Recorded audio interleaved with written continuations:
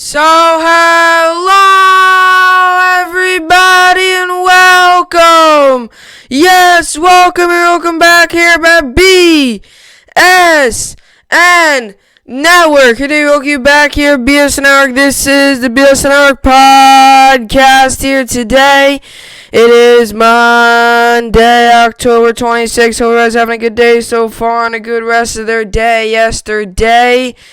I know I did. Hopefully everybody had a good weekend. It was another football weekend in the books. A lot of baseball on as well.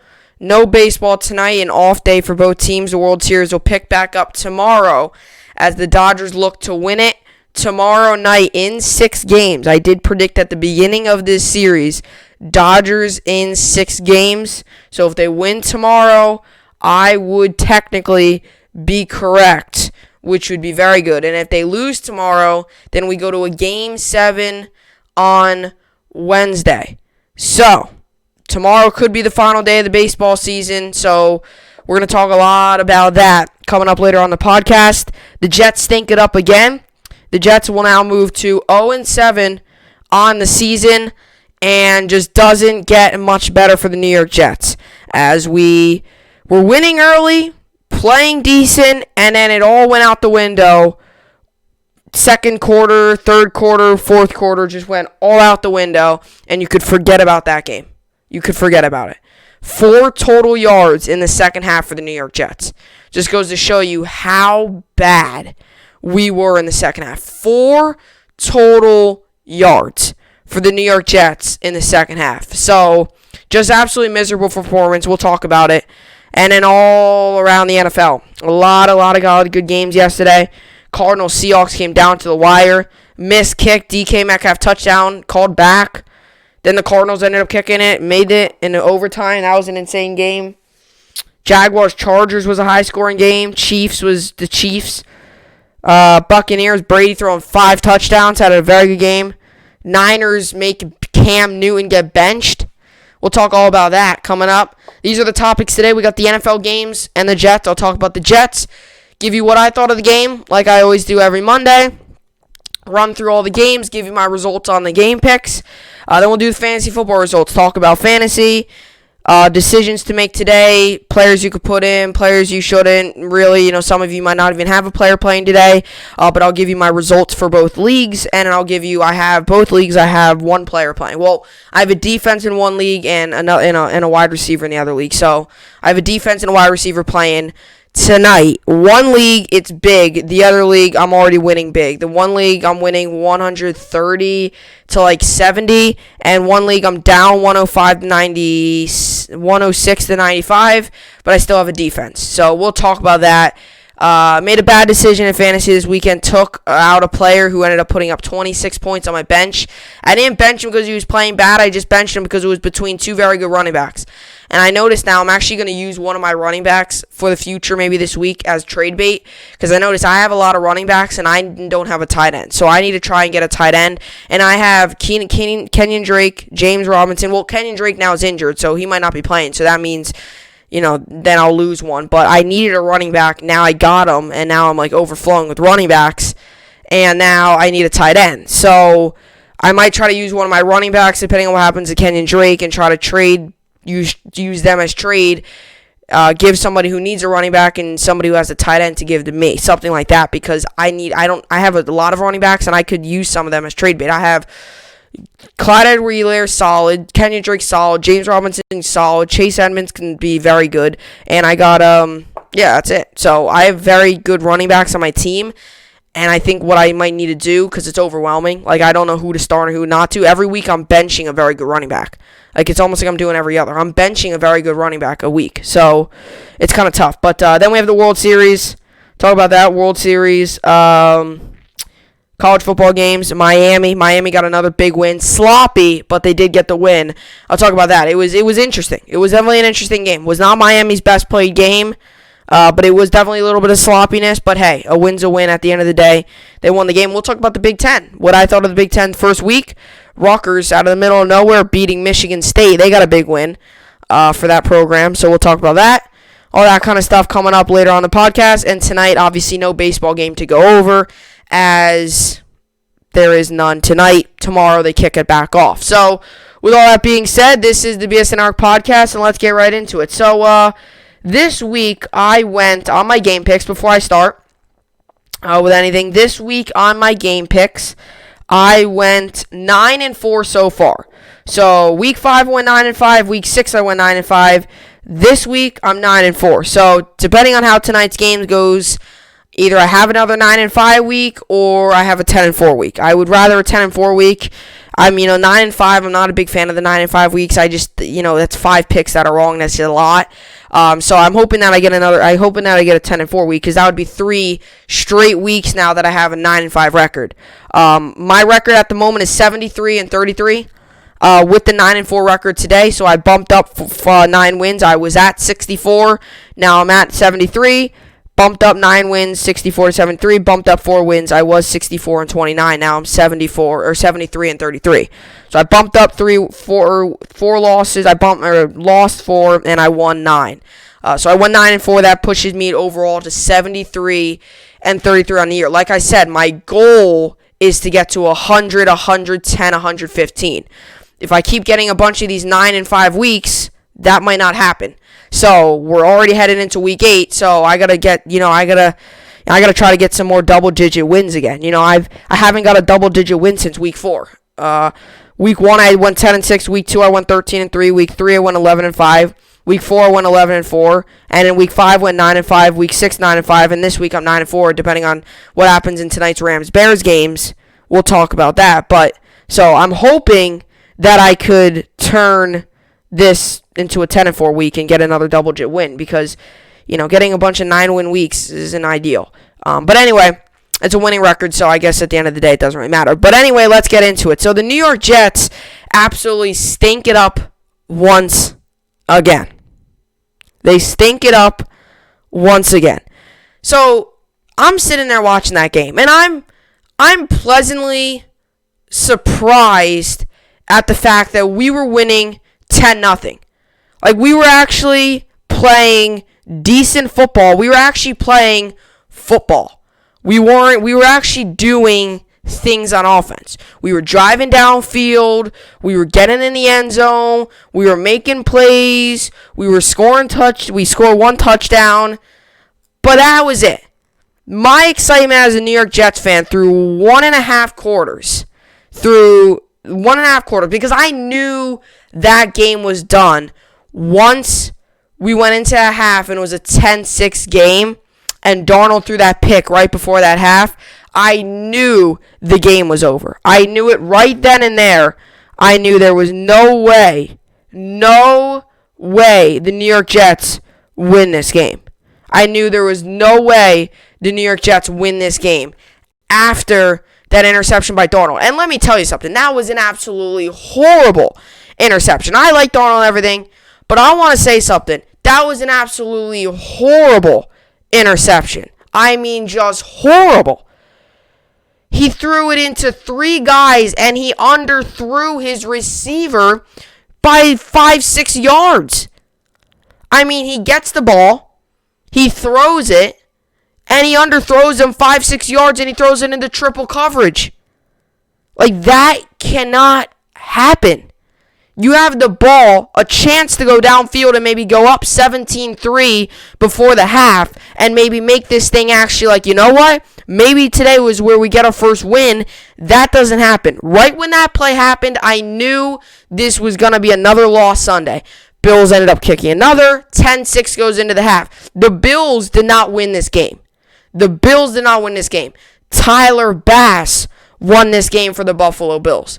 Tyler Bass. They kicked 6 field goals on us. 6. They kicked 8. He missed 2. He made 6. He went 6 for 8. 6 times 3, 18. They beat us with 6 field goals. That is how bad our offense is. They scored 6 field goals. They did not reach the end zone once. They kicked 6 field goals. And like I said, Tyler Bass didn't win, or the Bills did not win this game. Tyler Bass won the game for the Buffalo Bills. And that is a true embarrassment for the New York Jets. I mean, you're talking about a team that was up 10-0, And then they score 6 in the second, score 6 in the third, and then add on another 6 in the fourth. And they win 18-10. And the Jets, once again, fail on a Sunday. Just an utter disaster on this team. And I, for one, not even. The Jets were up 10-0. I wasn't confident because I know how this team works. I've seen it for years now. I know how this team works. The only way I feel confident in this team if they're taking a 10-0 or 17-0 lead into the 2-minute warning. I know how this team works. I've been watching them for years now. I've been a fan for a long time. I know how this team works. I know how this team works. They'll have a lead in the first half. That is far gone in the second half. And the New York Jets lost to this team lost to a Bills team that offense was dormant, that their offense did absolutely nothing, and they lost to a kicker. The New York Jets lost to a kicker. And it really is embarrassing how bad this is. This is as low as a low can get. I mean, this team is still unwatchable. This team is still unwatchable. I mean, you're watching the Bills struggling to get near the end zone. You're seeing them struggle to get near the end zone. You would have, if you would have just listened to this game and not have heard the score, you would have thought the Jets would have won because the Bills' offense was off. Their offense was off. I mean, Josh Allen ended up not having a bad game, but their offense was definitely off. I mean, it was. Josh Allen ended up not having a horrible game. But the Bills, this was an ugly win. I mean, a win's a win, but this was definitely ugly. This was definitely ugly for the Buffalo Bills, and it was even uglier for the New York Jets. And the play calling duties for Adam Gase, he handed them over to the offensive coordinator. At the end of the day, that meant absolutely nothing because the Jets still came out losers. I mean, just absolutely horrible. And our offensive line, I mean, Darnold endured 6 sacks, including one late in the game that really, really, really hurt him. He doesn't get sacked that play. That next play was a pass interference by Brashad Perryman, right? This was our final drive of the game. We were down 18-10. We needed to score a touchdown to get the 2-point. I was sitting there watching that game. I was like, yeah, we're not getting the 2-point. If we score, okay, we might score. We're not getting the 2-point. Not even we might score. If we do score somehow, we're not going to convert the 2-point. I just know how this team works. We can barely get a first down. We're not going to be able to get a 2-point. So when I was sitting there, Darnold gets sacked. And just horrible. I mean, just absolutely horrible. They didn't even send an all-in blitz. Darnold had no time in the pocket. That final drive, he got the ball and he was already being pressured. I mean, this offensive line literally looked like last year's offensive line. This was vicious. I mean, it was horrible. There was a couple plays by the offensive line that did decent, but all in all, 6 sacks on your quarterback after last week, allowing another, 7-8 sacks on Joe Flacco? I mean, this is an offensive line that's just absolutely horrible. And once again, the genius, Joe Douglas, who I can't stand, says how much this offensive line is supposed to be so good. How is it supposed to be so good? Week in and week out, they're allowing 5-6 sacks. Outside of Mekhi Becton, even the announcer said it yesterday. They highlighted it. They showed highlights of him in yesterday's game. Outside of Mekhi Becton, I'm not just saying that because he's the rookie. I'm not just saying that because I like him. Replay the game. Somewhere in the second or third quarter, they showed Becton making blocks. They showed him when they ran the ball with P. Ryan. They showed him going upfield and blocking for him. They showed how good he was playing. I'm not joking when I say that. If you want to go back and watch the game, you can. The announcers literally highlighted. They sent, when they came back in a replay or whatever, they showed him. They showed like a 30-second replay of just him making blocks upfield, him protecting the quarterback. It's that other side of the line. It's the McGovern. It's the Van Roten. And let me mind you, Andrews, a guy who he got off the practice squad, had 2 penalties in a row. And then the next play, he lets a guy run right past him and sack Darnold. This is what I'm talking about with Sam Darnold. It's tough to throw the ball when your offensive line's giving you no time in the pocket, giving you absolutely no time in the pocket. It is tough to throw the ball. It is tough to air it out. The Jets say how much they want to air it out. You can't air it out when your offensive line gives you 0 time to do anything. When your offensive line gives you 0 time in the pocket, you can't possibly air the ball out. I mean, just horrible. Just absolutely horrible. And back to my point, When he got sacked, that next play there was a pass interference. Questionable call. It was a questionable call. I do think some of it was, and hopefully Perryman's okay. He did get knocked out. He was okay, though. He got up and walked off of his own power. But it is true. He did get knocked out. I think some of the flag, if he didn't get knocked out, it might not have been a flag. But he did. That was a 15-yard penalty. If Darnold somehow doesn't get sacked that play before, we have the ball at the 25. Darnold doesn't get sacked. Who knows what happens that play? Let's just say it's an incompletion. 15, that's 40. You get the ball 40-yard line instead of the Jets getting the ball at the 30 and being 15 yards behind. The Jets get the ball at the 40. Maybe you take a shot downfield. You still got about a minute left. Take a shot downfield. Guess what? That did not happen. Darnold ended up throwing another pick. So, this Jets team looked exactly like all the others. Adam Gase gives up the play calling. Offense shows hope early. But at the end, the New York Jets are the same old New York Jets. I will tell you that. 2020 has been the oddest year ever. Just a lot of things have happened. Very odd. But the one thing that is common, that has been normal in 2020, that's like every single year, the one thing that we can look back on in 2020 and said, you know what? This was one normal thing that happened in 2020. There's not been many normal things that happened in 2020. The one normal thing is the same old Jets. We are watching the same old Jets football team that we watch every single year, and that's an embarrassment of a team.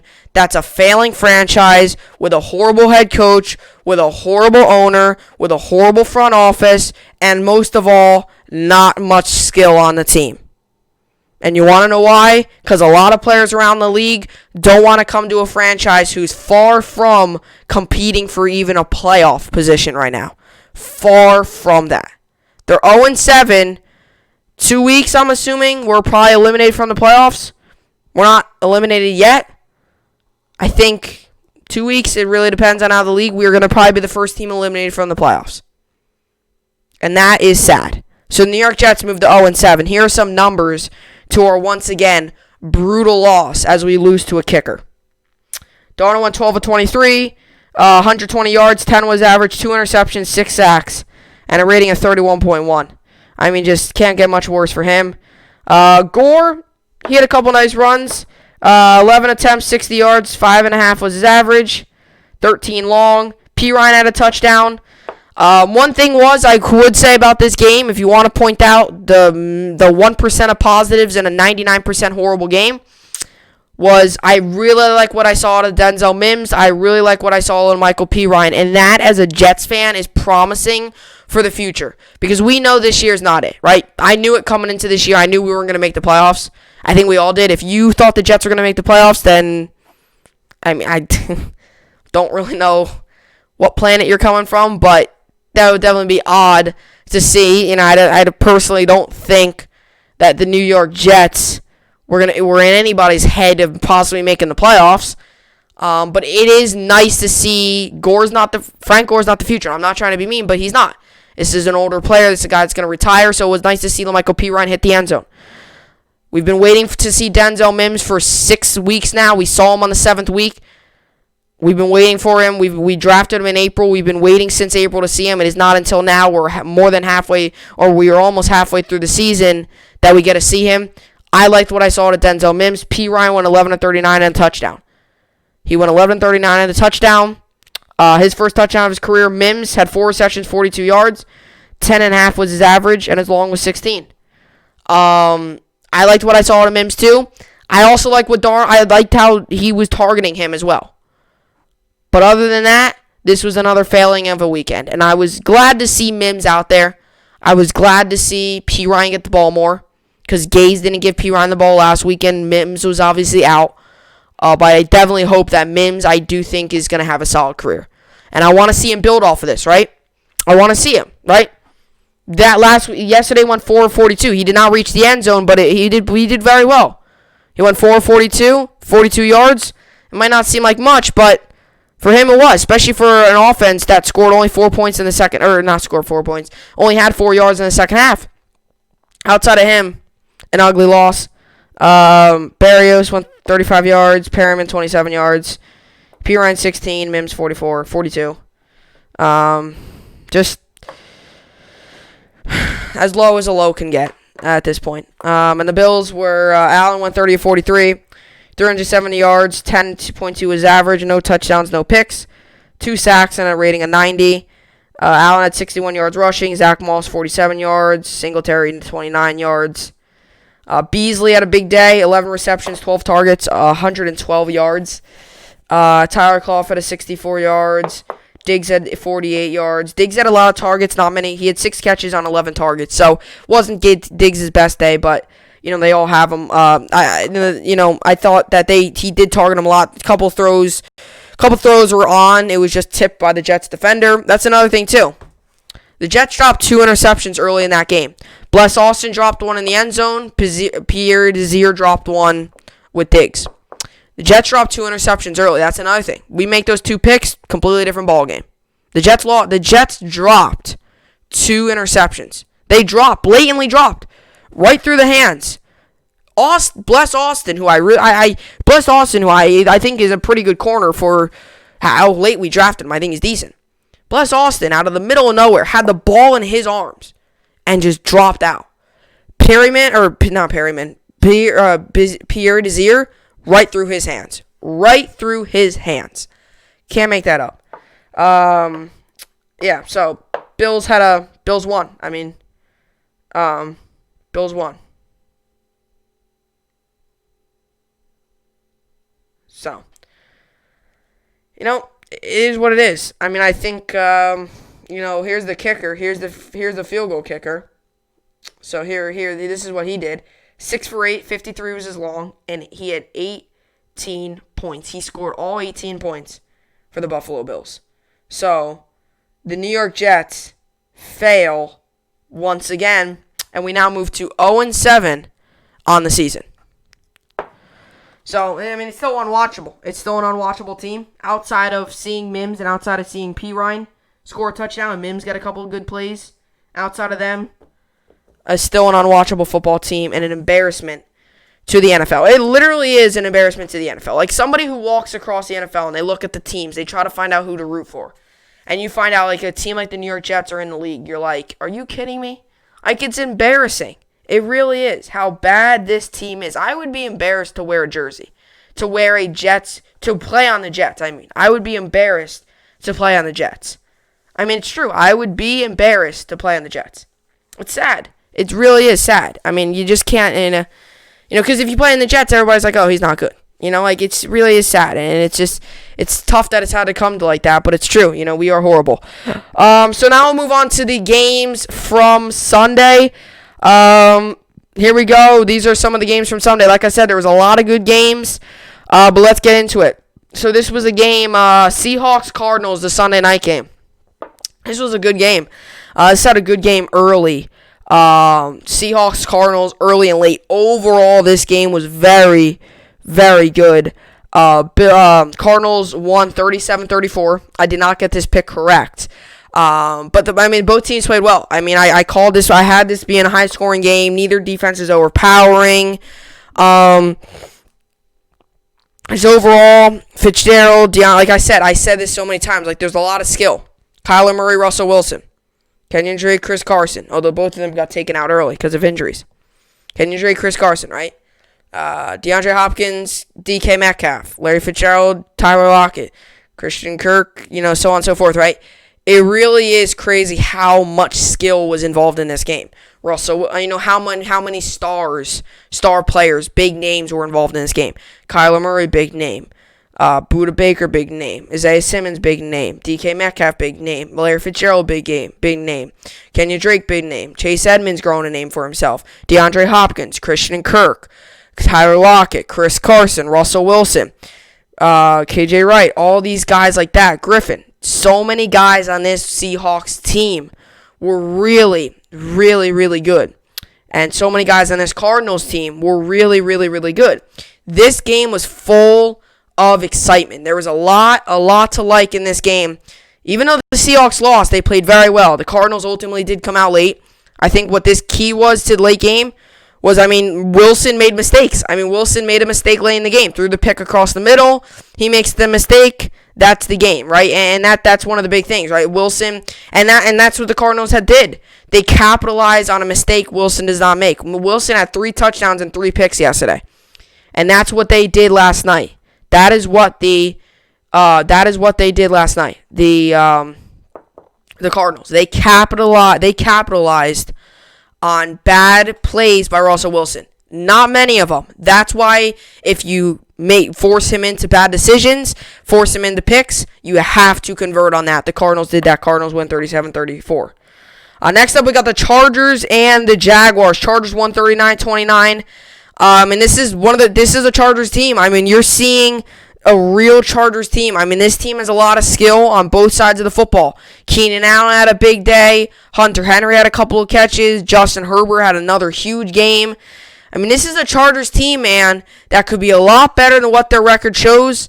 But this is a team that won a game that they needed to win, right? I understand they're, 2-4. I understand that. They're still going through a rebuild. But this is a team that still has a lot of positives. Even though those 4 losses, you could still take so many positives away from that game. This is a Chargers team, man. This is going to be a team that is going to have a bright future. You can already see the future of this team forming. I mean, it really is. They just need a running back. They've been using a ton of running backs. 1 week it's Williams, 1 week it's Kelly, 1 week it's this guy, next week blah blah blah blah blah blah blah. They're running like 6-7 running backs every week. It's like outside of the running back position, which is kind of still up in the air. You got Herbert. He's by far, he's been he's a good draft pick. I mean, he's already proven that, you made the right decision.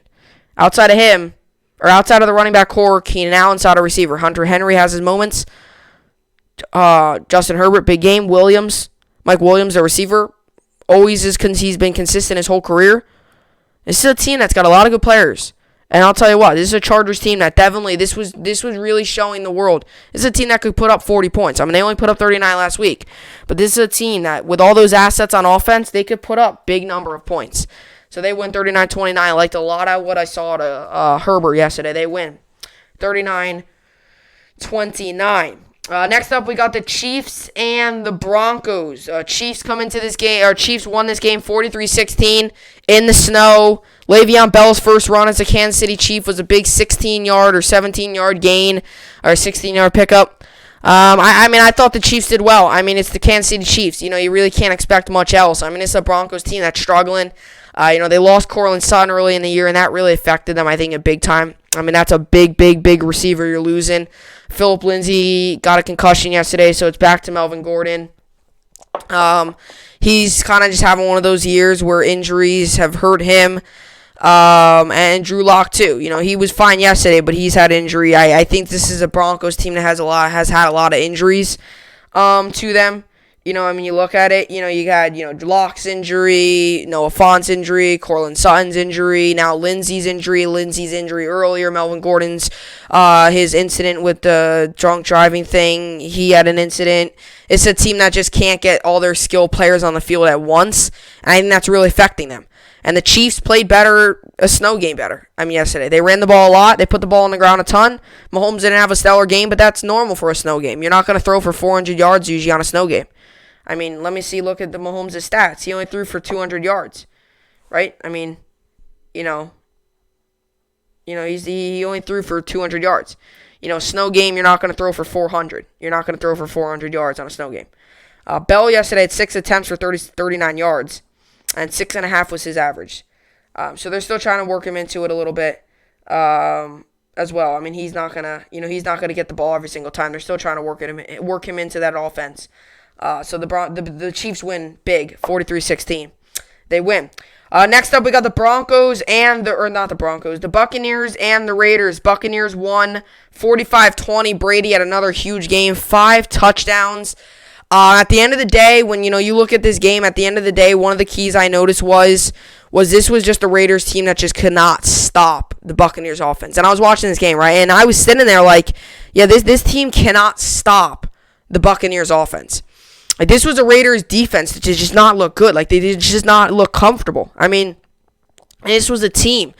They were down 21-10 going into the half. Then it was 24. Then it was 24. Then it was 24-17. Then it was so on. Then it was 24-20, and then it was 45. It really is crazy. This was a Buccaneers team that just could not do anything on the defensive side of the ball. This was not a Broncos team, a Raiders team that just could not do anything on the ball. And this is a Buccaneers offense that will make you pay. And this is a team that gets Antonio Brown next week. This is a team that will make you pay. This is a Buccaneers team that will make you pay with mistakes. The Raiders defense made a lot of mistakes, and that costed them. They lost 45-20. Buccaneers win. Next up, this was an interesting one. 49ers won 33-6. Interesting, Cam Newton got benched. Early in the game, or third quarter or so. This game was bad from the start for the New England Patriots. They couldn't get anything going early on. They just couldn't. Cam Newton wasn't playing well at 3 interceptions. Cam Newton went 9-15, 98 yards, 10.9 was average, 3 picks and a sack, and a rating of 39.7. And they had to bring in Stidham for 10 attempts. So they brought in Stidham late in the game, benched Cam Newton, who had a horrific game, a very, very, very bad game, and the New England Patriots got absolutely beat up at home, 33-6.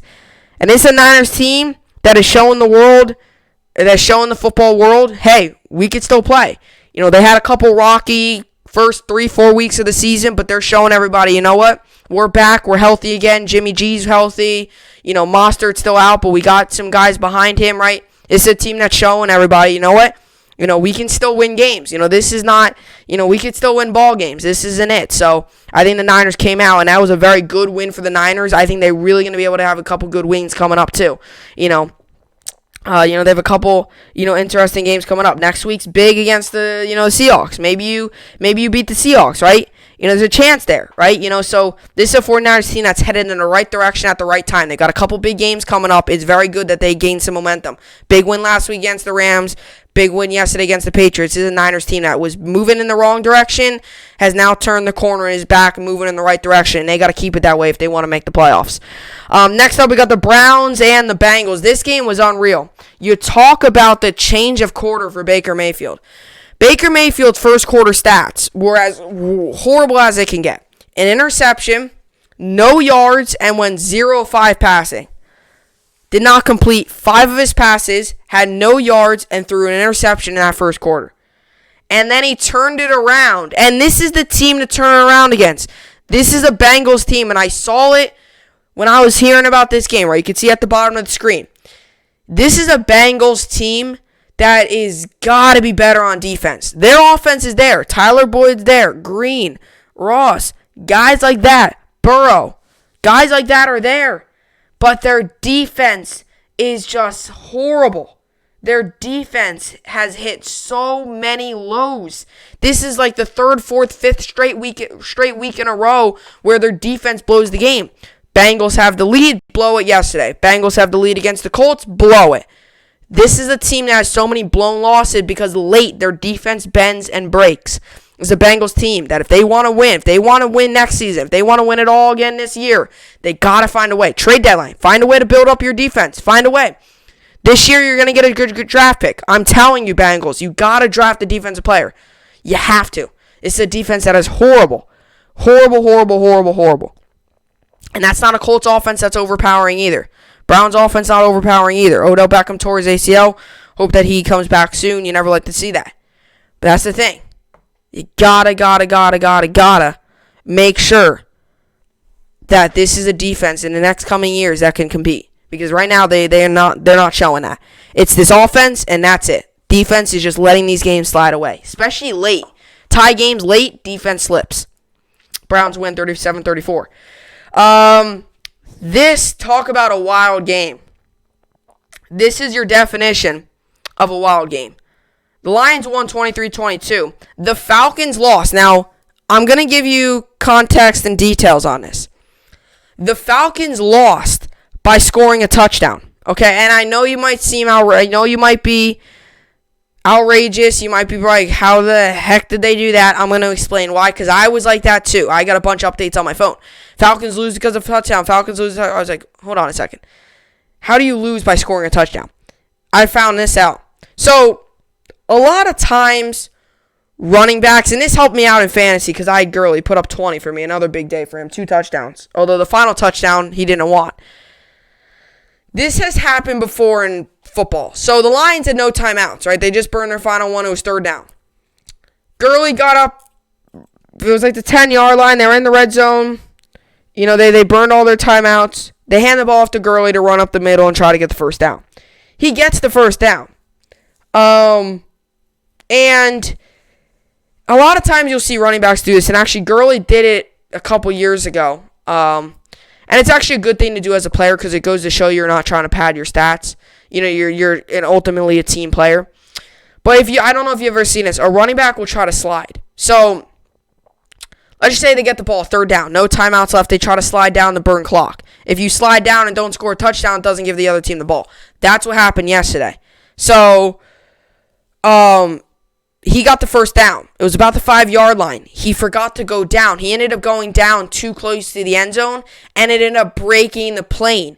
And they ended up scoring a touchdown off of that.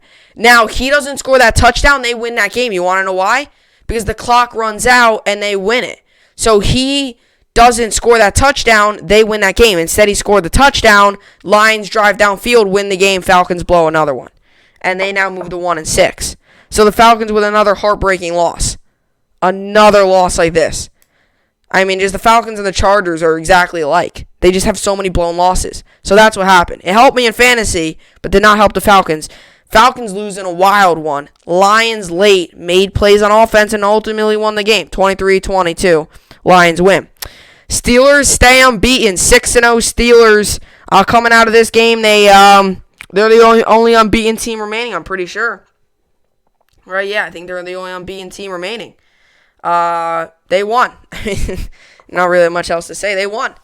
The Steelers won. 27-24. This was a close game all the way through.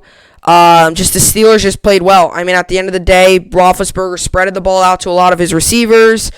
Got the ball to the running back. Got the ball, defense played some plays late. Gostowski on the Titans missed the kick that would have tied the game. Ultimately, the Steelers played a very good football team. They played the better game, especially late against the Titans. Steelers win. They move to 6-0. Steelers are riding high right now with a big 6-0 record. They move to 6-0, 27-24. They win. Next up, we have the Packers. Bounce back win. I said this the other day. 35-20 Packers win against the Texans. I said this the other day. I'm not buying into all this. Oh, this Packers team. That was just like a 2-game wonder. I wasn't buying into any of that. I am buying into this whole thing that the Packers are a legitimate football team. I was not buying into any of that stuff with the Packers and the stupid, they lost to the Buccaneers, this team's fake, this team's not doing anything. Yeah, well, the Packers showed the NFL world, showed those haters that they are still a playoff contender and they are still truly a good team. That last week was just a bad week for them. They blew out the Texans 35-20. Rodgers had a huge day. 4 touchdowns, including 2 of them to Adams. Rodgers had a big day. Adams had a big day. Everyone had a big day. This was another team. This was the normal Packers offense. And they blew out the Titans. They blew out the Texans. And that's huge for the Packers because they wanted to show everyone, you know what? This is a team that we're not, all this stuff about, blah, blah, blah going on, all that stuff, no. This Packers team is still a very good football team. Last week was just a bad week for them. They did win yesterday 35-20. Rodgers, Adams, the hookups, just unbelievable. Them two together are really good. They win big, 35-20. How about this game? More and more controversy in Dallas for the Dallas Cowboys. They get blown out yesterday, 25-3, as the Redskins absolutely crush the Dallas Cowboys in Washington. And the Cowboys now have hit a ultimate low. Now, I want to share something. I got this morning from somebody. You talk about a low for the NFC East. The NFC East is the first division in NFL history without a 3-win team through Week 7. So the NFC East does not have a 3-win team through Week 7. So the best team is 2 wins. That's what's crazy to me. And that is true. So the Redskins absolutely dominate the Dallas Cowboys. Dallas Cowboys, and I'm not trying to get anything against Andy Dalton. He got hit hard yesterday by that late hit. Hopefully he's okay. But this is a Cowboys team that's got to fix things, and they got to fix them quickly. Because this is a team that's going to let this division slip. I mean, this is a team that has the division in their grasp. Like, they could still win it. Any team in this division could still technically win it. And this is a team that loses yesterday like they did. Which is very, very bad for the Washington Redskins, or for the Dallas Cowboys. And the Redskins, 25-3, they win big. So, Redskins are cruising now. Cowboys aren't. Cowboys fall short once again. You can really tell they really do miss Dak. Then we have the Panthers and the Saints. The Saints won 27-24. Breeze had a good game. Thomas was out again. No problem for that Saints offense as they win 27-24. And the Panthers, I'm not fully buying into all this now. They have Falcons coming up. That is definitely a winnable game. You might get McCaffrey back. You have a big chance to get back on track with another win. So it's a Panthers team that I wouldn't hang your head too much because you have another game coming up against a 1-6 Falcons team. Definitely a winnable game there for the Carolina Panthers. So that is definitely big, but the Saints win 27-24. And now we move on to the Bears-Rams game.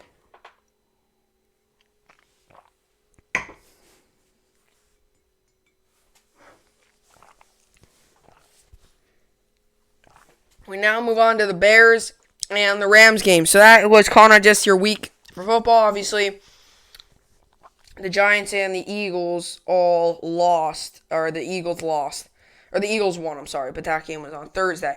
So now we move on to tonight's game. It is, in fact, the Chicago Bears, or the Los Angeles Rams, versus the Chicago Bears tonight. Rams come into this game 6-point favorites. And the over-under is 44.5. Some players tonight, Buster Screen, questionable. Devin Bush, questionable. Spriggs, questionable. Khalil Mack, questionable. Corrad, questionable. McManus, hamstring is out. Rams questionables are Tyler Higbee. He is questionable with a hand injury. That Khalil Mack one, just keep your eyes out for that. He has a back injury there. So like I said, the over-under is 44.5, and the Rams are 6-point favorites. Here's what I want to say for this one. I think this game is going to be a good game. I think it's going to be a close game. Both these teams' defenses are very good. Rams defense, top 10. Bears defense, top 10. Both these defenses are very, very, very, very good. Very good. Both these defenses are really good for the Los Angeles Rams and the Chicago Bears. So I'm going to tell you what. I have this game being a low-scoring game for multiple reasons. Aaron Donald, Khalil Mack, these two secondaries are very good. Bears secondary very good. A lot of these teams rely a lot on the passing game. That might get shut down. And if you rely on the run game, you got Khalil Mack, that defensive front, Hakeem Hicks, and then you got Aaron Donald, Ramsey who can come in. You got guys like that. Both these teams' defenses are the strength of their team. Now, the Rams have a good offense, and the Bears can make plays. Foles can make plays, right? That's the whole deal with this Chicago Bears and this Los Angeles Rams team. That's why I have this game being a close, low-scoring game. Because of the defenses. They're very good. That's why I have it being a low-scoring game. Here is my pick. I made it earlier. This is my pick. I have the Rams winning. I have the Rams winning 24-17. I think it's going to be a low-scoring game. I think both these defenses are very good. There might be a couple turnovers. I have the Rams winning the 24-17, and I take the under on the over-under 44.5, and the Rams cover. So 24 plus 17, that's 41, right?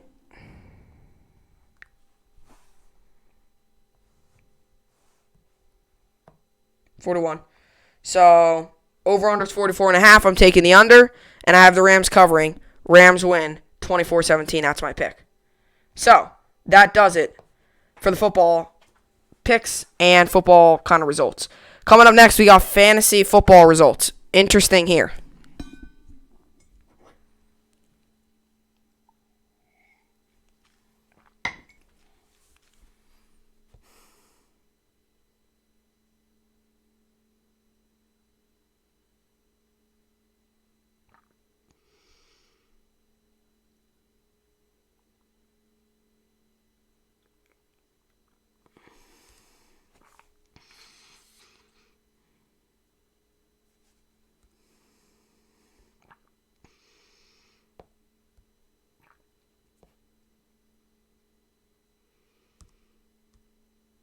Alrighty, so here we go.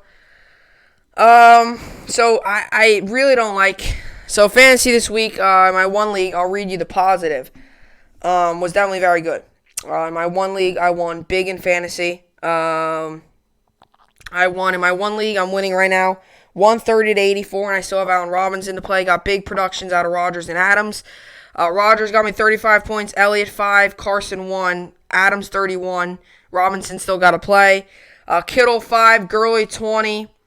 Bills defense 16 and Butker 13. And my bench, Schuster got 8. DJ Moore got 21. David Johnson got 12. Robert Woods still got to play. Matt Ryan 19. Rams defense still got to play. Ronald Jones 9.6. But obviously I played Bills defense over them and Allen Robinson over Robert Woods. I could technically still change that. I could technically still put in Robert Woods. But I'm not gonna. So I beat I won in my one league 130 to 84. Or 130 to 84. I really beat them big time. My team performed well. I mean, last week you're talking about 55 points. This week I almost scored a whole 100 more. So I had a big week in fantasy for that, which I'm really excited about. And I'm on my way to 3-4. This is a big win for me. So I will now in this league be in the playoffs. I will officially enter into the playoffs because I will beat the person who I'm fighting for the playoff spot. They will move to 3-4. I will be in. Even though we're 1-1, I have more points scored. Instead of them, I've scored 651. They scored 644. So I have more scored. So hopefully that's a sign of something to come because next week I have a very big game coming up next week with a person who I'm also battling for a playoff spot with, who I beat earlier on in the season. So if I really win this week, that would be a huge double whammy. So next week, I mean. So I did win in this league, 130 to 84. Players you could play tonight, really whoever you have in. If it's honestly like a decision like I am, Robert Woods or Allen Robinson, I would recommend Robinson. Here's my reasoning is because I understand the Rams defense is really good, but here's my thing. Robert Woods is coming in with a groin injury. I don't know how much he's going to be played. I really don't. That's one of those things that's kind of up in the air. He doesn't carry an injury designation coming into this game, but you know how that is. They always don't. They won't sometimes. So I would say go ahead and do the safe route, Allen Robinson, because Woods does have a groin. In my other league, it was really tough. This league was really tough, and I can't get out of my head, and that's why I don't really want to talk about it. About 10-15 minutes before game time, I decided it would be the right decision to take out James Robinson, who's been playing very good for me. I've talked so highly about him. Not because he's playing bad, I decided to sit him. And I decided putting Kenyon Drake. I just thought, why am I benching a guy that put up 28 points last week? You know what I'm saying? Like, it's a guy that had 28 points last week. Like, why bench him? Hindsight 2020, I should have benched him. Had 3 points, got injured, and James Robinson got me 26 on my bench. Right now, I'm losing 106 to 95. My opponent still got Allen Robinson, and I've still got Rams defense. So there's still a chance here for me to win. That's why I'm rooting tonight so badly for the Rams defense to have a big game. I'm hoping like pick sixes. If they can shut them out, get me pick sixes. Give me a pick. A pick's, I think, +2. Give me a pick. Pick Nick Foles off. Give me a pick. And I'm honestly telling you, even though I have Allen Robinson in my other league, I'm beating in my other league. I'm beating my opponent 130 to 80. If Allen Robinson gets me 1 point, I don't care. I'm still going to win that game. So the fact is that I want to win this game badly in my other league. And this stinks too. I would have been winning right now 126 to 106. I would have ended up beating the guy. I wouldn't have ended up beating my opponent. But then guess what? I would have also took sole possession of the 4 seed in the playoff. Because the other person who has the 4 seed right now knocked out. And then the other person who's battling with me is knocked out.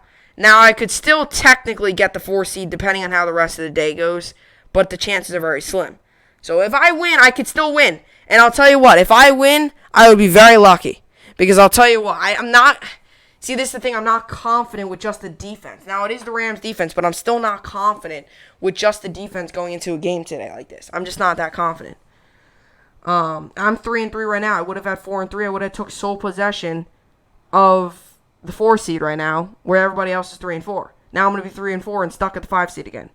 So it really does stink, but hopefully tonight I can somehow have this Rams defense pulled off. And if it does, this is an ugly win, and this is a win I've got to make better decisions on, and I will know for the future not to do that ever again. And I know I told you guys, too, to start James Robinson. So if you took my advice and were successful, good. I did not take my own advice, and I decided to switch it, and it was a bad decision, and can't get it in my head. I've been thinking about it since yesterday.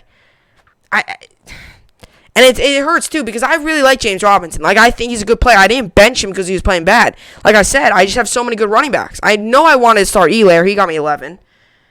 It was between Kenyon Drake and him. And A.J. Brown I put at flex. He got 21.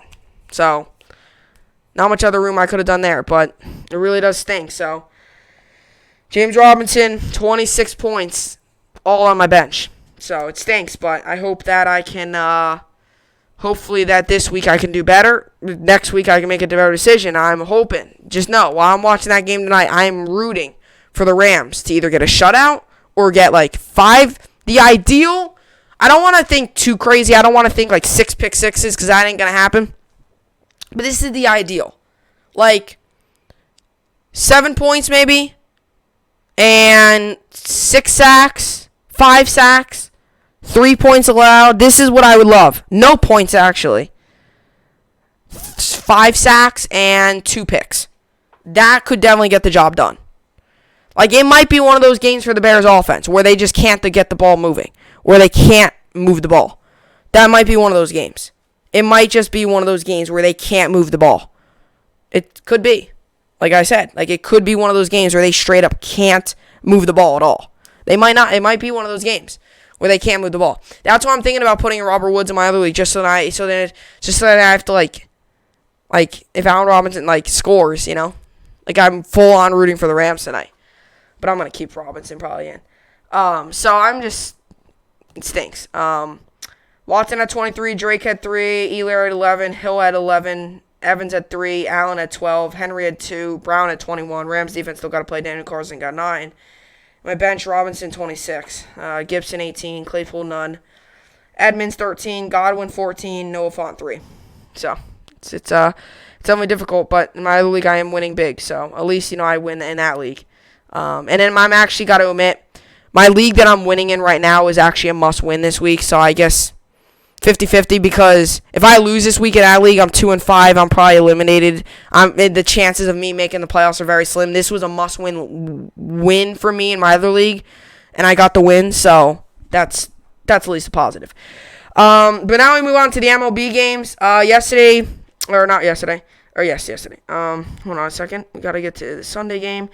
Yesterday, the Dodgers won 4-3. In just a crazy game. I mean, Kershaw pitched so well. Again, he just pitched really, really, really well. Kershaw just doing his thing, right? Showing everyone that he is not done yet. Showing the baseball world that he is still can pitch very well in big moments of the season. And he did just that yesterday. So really good for Clayton Kershaw and the Dodgers to get a win. Hitting was very good. Muncy with a big home run. A lot of good hits, good defense. Dodgers win 4-2. Today there's no game. Tomorrow there is. So that's big for the Dodgers. They go up 3-2 tomorrow. Possibly they will be holding up the World Series trophy. Now we move on to college football. Miami. We'll talk about the Miami game. Miami won 19-14. I mean, they played well. Not their best game ever. I mean, they won 19-14. They're 12th now in the nation. They bumped back one ranking. They were 11, now they're 12. Wasn't their best played game ever. Definitely wasn't. But this is a Miami team that had some choppy moments, and they do have to definitely clean it up. They moved to 5-1. But this is definitely a team that if they want to beat NC State this week on Friday, they're gonna have to. Yes, they do play Friday. They're gonna have to play better. So that's my whole deal. And Derrick King can't take 5 sacks either. They got to find a way to be better than that. Derrick King had a lot of yards, 21-30, 322 yards, 15.3 was average, a touchdown, and 5 sacks. This offensive line's got to be better. So if they want to win, this offensive line's got to be better. So the Miami Hurricanes do in fact win. But what I noticed a lot in that game was I noticed a lot of Derek King being under pressure a lot. He had a good game for that. This is a defense. This was a defense that played well, an offense that's got to step it up. So if this Miami team wants to be considered up there with the big guys, up there with all them, they got to be good. And as for the Big Ten, I mean, all the winners that you expected kind of won. But the one that really, actually outside of Penn State and Iowa and stuff, the one that really stuck out to me was Rutgers won. I mean, Rutgers won. It really did. It was really crazy. The Rutgers won. 18-29, 169 yards, 9.4 was average. 1 touchdown, 1 interception, and 2 sacks was their quarterback. So, Rutgers won 38-27. So, I mean, this is big for their program to get a win like that. And like I said, for Miami, it was an ugly win, but they got the win nonetheless. So, Miami wins. They moved to 5-1 in the season. And, hey, we're still ranked top 15. So, we got a big game coming up this week, and I don't know if you saw, they released their new uniforms. Their new uniforms are really, really, really cool. Miami's new uniforms, they're really cool. They're blackout, if I could find them. You might not be able to see it, but there are some really cool uniforms. Definitely very cool.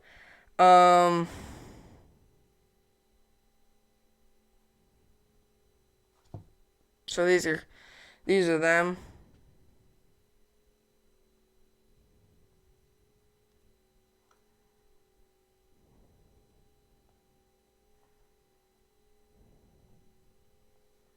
If I could find them.